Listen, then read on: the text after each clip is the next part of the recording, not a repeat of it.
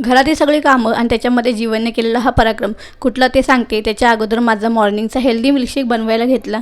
याची रेसिपी मी already upload केलेली आहे चॅनलवर. आता मिल्कशेक रेडी झालेला, मग तो पिऊनही घेतला, कारण त्यानंतर जी एनर्जी येते ना ती काय वेगळीच असते. आणि आता ही सवय कुणाकुणाला आहे ना, नक्की कमेंट करून सांगा. दूध संपलं होतं, पण असा दुधाचा खाली टोप खरडवून खायला कुणाला आवडतो? मला तर अजिबात आवडत नाही. हा मान ना आमच्या आऊंचा असतो, पण ते आज घरी नव्हते म्हणून हे काम आम्हीच केले.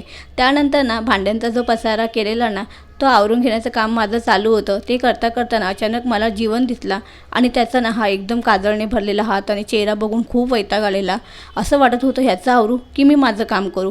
पण पहिलं ना त्यात ते सगळं चेहरा, हात, तेल आणि ना कॉटनच्या साह्याने क्लीन करून घेतलं, कारण ते जर मी केलं नसतं ना तर पूर्ण घर रंगून बसलं असतं. म्हणून ते आधी स्वच्छ केले, त्याचे कपडे वगैरे चेंज करून दिले, मग तो त्याच्या कामाला लागला. आणि त्यानंतर ना मी माझी कामं पूर्ण करून घेतली आणि हे सगळं आवरून ना आज खूप जास्त थकवा आलेला. त्याच्यानंतर मी भगवद्गीता वाचायला घेतली आणि मग कुठे जरा ना मन आणि मूडसुद्धा ना शांत झालं. आणि असं म्हणतात ना, आपण ज्या गोष्टी करतो ना तेच बघून ना आपली मुलं पण करत असतात.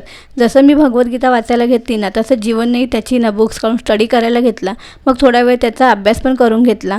मग मी माझ्या कामाला लागली आणि कितीही केली ना तरी आपली काय किचनची कामं काय संपत नाही. आणि एकदा काय मग कंटाळा केला ना मग ती काय कामं पूर्ण होत नाही. आणि आता इथे दूध संपलं होतं, म्हटलं ते आता इथे तापवायला ठेवूया, नाहीतर ते पण राहून जाईल. म्हणून ते आधी तापवून घेतलं. आणि ना आदल्या दिवशी ना मी बाजारातून येताना रताळे आणले होते, म्हटलं संध्याकाळच्या नाश्त्याला होतील म्हणून ते पण उकडायला ठेवले. आणि ना रताळे ना प्रेग्नन्सीमध्ये खाणे खूप हेल्दी असते, हे मी अगोदर पण सांगितलं आहे. मग चला आजच्यापुरती एवढंच. आता भेटूया एका नवीन व्हिडिओसोबत. तोपर्यंत ना बाय बाय.